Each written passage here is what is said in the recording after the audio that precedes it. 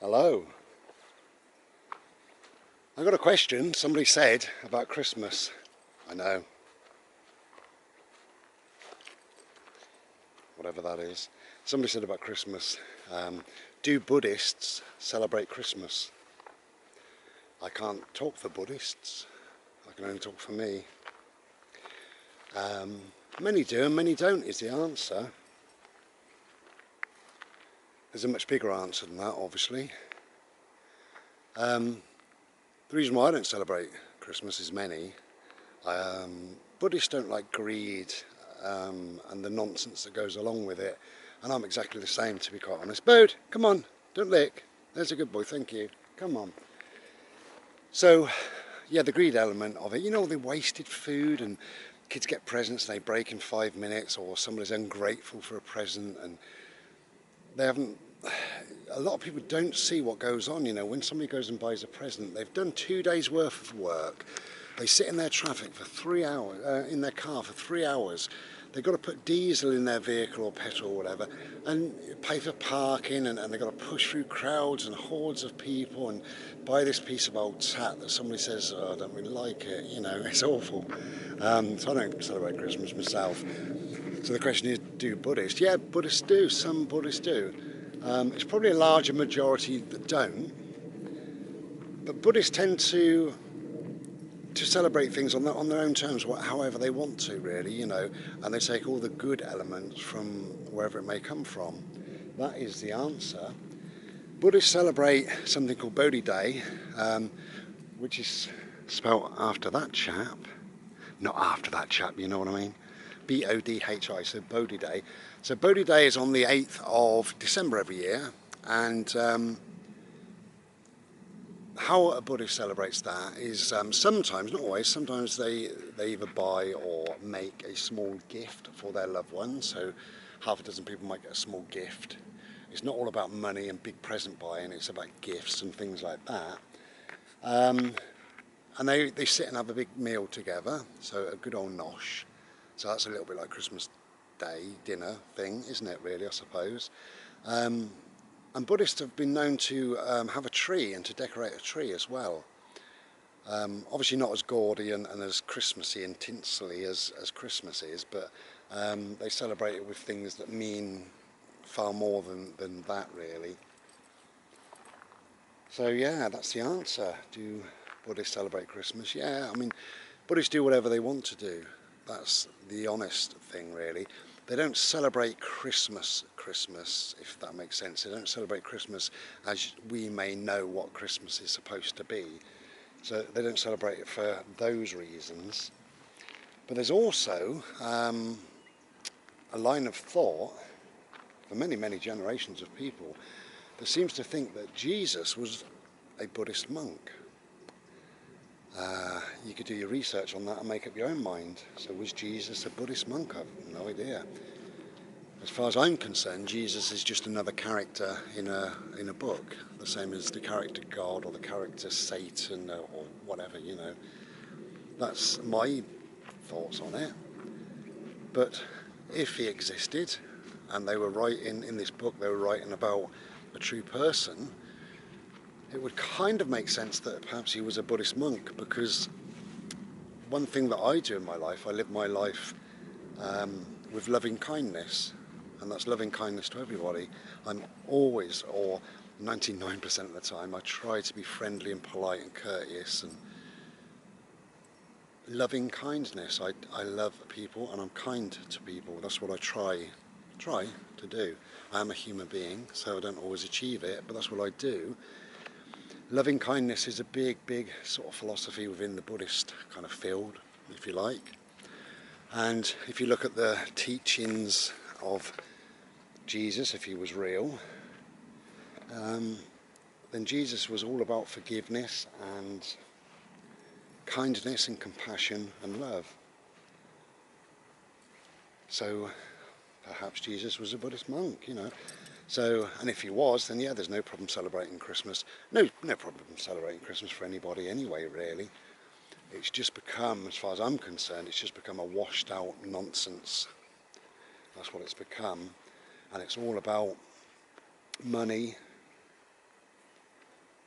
hassle, silliness, and it's become very, very consumermus, not Christmas, consumermus.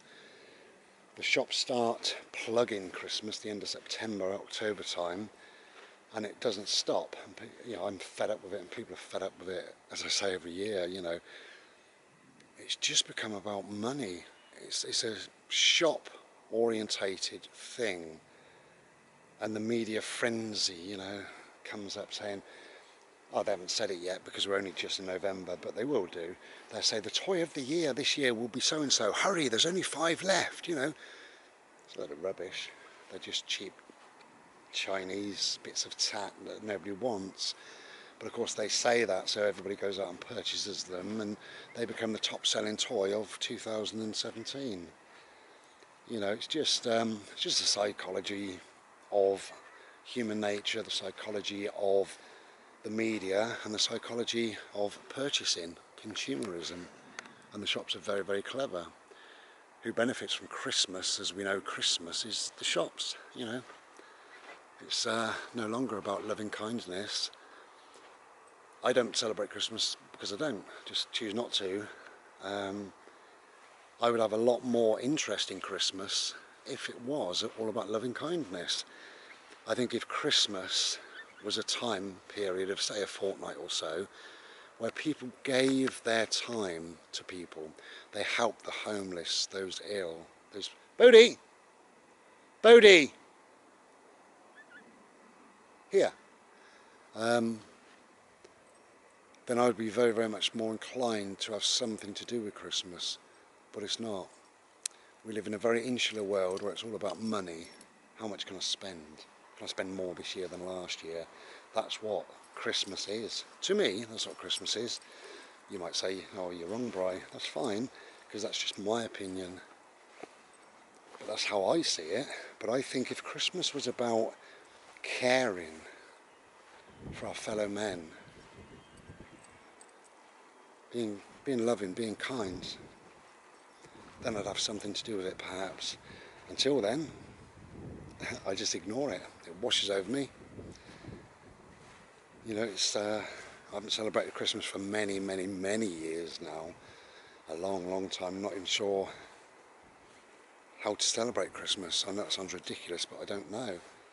Not really. I know there's a cracker and there's a tree and there's a meal and you give presents. It just doesn't sit comfortably with me, really. For some reason, it doesn't. So, yeah. Do Buddhists celebrate Christmas? Buddhists do whatever they want to, really, you know. As I've said in videos, Buddhism is a philosophy, it's not a religion. There are no... Any religion has a hierarchy, right?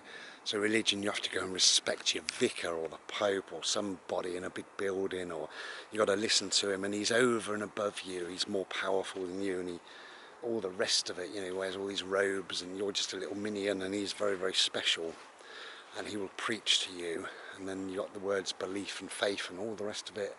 A load of old nonsense, really. That comes into religion. But you don't have that with Buddhism, really. You can be basically who you want and what you want and all the rest of it. So, I mean, for me, Buddhism is a very important part of my life. Bodhi! Bodhi! That's the 3rd time. You lick again, it's a £10 fine, mate. You know that. But, you know, I'm a great believer that people should do whatever they want and believe what they want and live their life on their own terms, obviously, you know, and that's absolutely fine. I get a bit fed up answering things about Christmas, really, because I suppose the word would be attacked. I know that sounds ridiculous, doesn't it, really? But you'd never believe what people have said to me. It's a personal choice. I choose not to celebrate Christmas. Big deal, okay? And you'd be amazed of what people have called me over the years. You know, the usual bar humbug and Scrooge and skinflint and stuff like that. But people have said, you must be fucking mental, you're miserable, you're a lonely bastard then. Things like that. It's a personal choice. If I wanted to celebrate Christmas, I could go and celebrate Christmas. I choose not to celebrate Christmas. And because we still got a freedom of choice, for some reason people are very offended with that. I've never really understood it, you know. I'm not offended if somebody says they're a Muslim or a Catholic or a Christian or whatever. I'm not offended. I do question why they don't live in the real world, why they need to you know, delve into some sort of antiquated book and with a set of guidelines and rules and things like that. But then also, of course, in Buddhism there is a set of, I suppose, guidelines. You know, there's the Eightfold Path, and you know, us Buddhists, we follow a thing called a Dharma, which is, again, it's a set of guidelines and stuff like that, really. But you do it on your terms. But it's all about loving kindness for yourself and for other people. And I think that's far more special than segregating people, which is what religion does, separating people, which is what religion does, and demeaning people and stuff like that. I've got one of my my niece's little boy is left-handed, and there was a conversation last year with somebody who said about left-handed people should be put to death according to the Bible, and that's kind of sick and evil for a boy of 8 or 9 to read. But yeah, it's not a video about religion, is it? Just to answer that question, do Buddhists? Well, I don't know, because I'm not all Buddhists, am I? It's like saying, I don't know, do athletes, blah blah blah. Well, if you're an athlete, then you're an athlete, you're the one person. Or do white people do this, or do black people do that, or do religious people do this? I think really, if you're religious, or if you're a Buddhist, or whatever you are, I think you take whatever elements from it that work for you, and I think that's good enough, really. You don't need to do any more than that. And by doing that, that's a truer way of being. It's being true to yourself on a different level. If I've got a problem with religion, then what I've got a problem with is what we might term religious nutcases. You know, that they've swallowed the Bible, they believe in the talking snake and the talking bear, and they believe Noah and, you know, Adam and Eve, and all the incest and the murder and you know, the hatred towards women and things like that. And those nutcases stand there spewing out their venom. Satan will get you and all this nonsense, you know. I don't like that at all, and I think that's very, very cruel, particularly for children who are brought up in that environment. But they're much the same as Jehovah's Witnesses. Many years ago, I went to school. I won't tell this story now, but I went to school with a young lad, and he ended up with a psychological condition because he was a Jehovah's Witness, and they said that the world was going to die, the world was going to end, he was going to die, he was a sinner, and all the rest of it. And then there was another lad, 12 or 13, who was friends with my nephews, and he pulled right away from it and really upset his mum and dad because he asked them a question, and the question was, if I got hit by a car and to save my life I needed a pint of blood, what would you do? And they said, we'd let you die. And he said, how can you love me then? And it doesn't have anything to do with his, or virtually nothing to do with his parents now. And those sort of things, they're extreme, aren't they? They really are. But there's no extremes in Buddhism, which is why, for me, I'm mostly a Buddhist. And I've always said before, I'm everything. You know, I'm a pagan and I'm a Wiccan and I'm whatever works. Mostly I'm a Braai. You know, and if anybody's religious in any way, if they're mostly them first, then I've got far more respect for them, really, because it means that they've really thought things through and living life on their terms, their way, you know. I think that's how it should be. So a much, much longer video than I was going to make. But yeah, so the Bodhi Day, which is on the 8th of December, that is something that I don't celebrate, but what I tend to do, I have a nice meal on that day. I choose something slightly unusual maybe, and I spend time cooking it. And I have a nice pudding, sometimes a cheesecake, custard and things like that. And I sit there with my fat belly, feeling quite blessed and quite grateful. But I spend it much the same as Halloween. Halloween is where the veil is very, very thin between the living and the dead.